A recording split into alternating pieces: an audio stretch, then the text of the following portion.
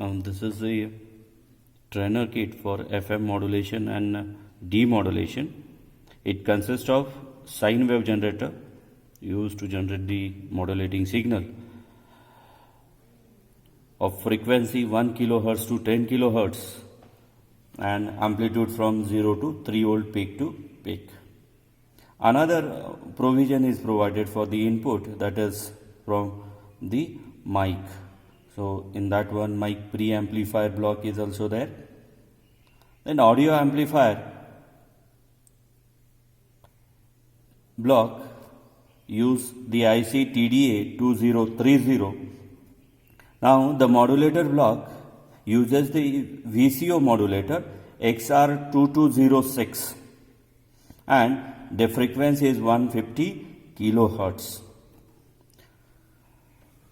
Another block in this one, it is a demodulator. It utilizes the phase lock loop detector, and output of this demodulator is given to the audio amplifier.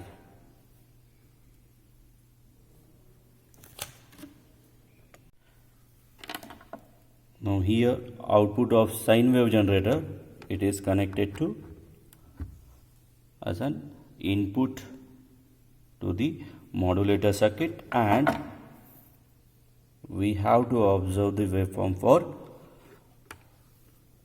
FM modulator first on the CRO. You can vary the amplitude of modulating signal using this knob and frequency using this knob. Amplitude of the carrier signal we can change with this knob.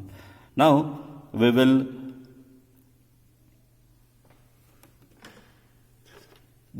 connect the output of modulator to the demodulator, and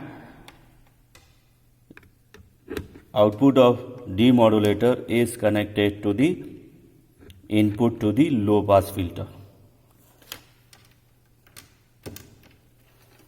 And here we will observe the waveform set output to the low pass filter, and there is a audio amplifier which is connected. These are the connections for the FM modulation and demodulation.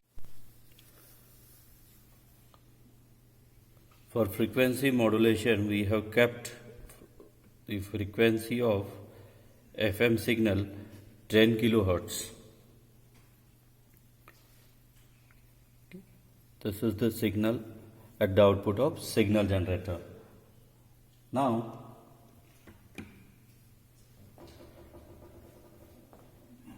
we have to measure the frequency drift at the output of modulator circuit. So here the carrier frequency is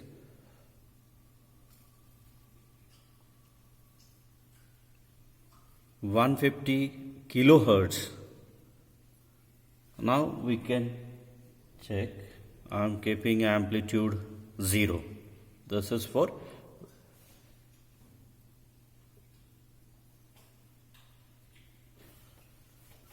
Vm is equals to waveform for Vm is equals to 0, and the frequency of this, if you measure for this, it is 189 kilohertz. Frequency of the signal is 189 kilohertz. Now we'll start slightly increasing the amplitude of modulating signal.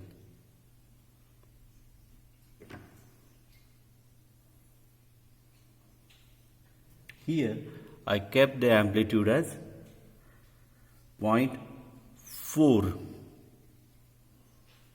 volt. So here we slightly set it.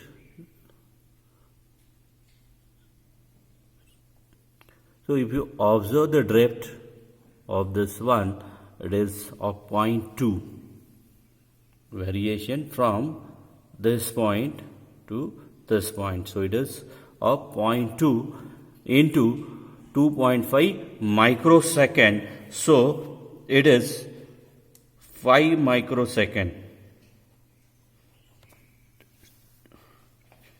Okay. The drift is of 5 microsecond. Then again further, if we increase the amplitude to 0.6, so drift is of 0.3. Drift is of 0.3. Further, if we goes on increasing the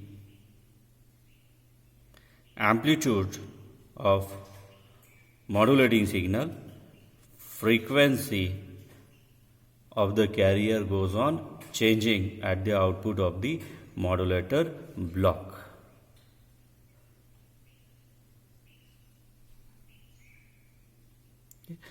So clearly it's a waveform of frequency modulation. Now output of this is the waveform with Vm is equals to 0, that is no modulating signal is applied. Now I'm slightly increasing the amplitude of modulating signal. You can see there is a change in the frequency of the carrier signal. There is a change in the amplitude of the there is a change in frequency of the carrier signal. Amplitude goes on increasing. Okay, so we can see here the frequency is 53 kilohertz.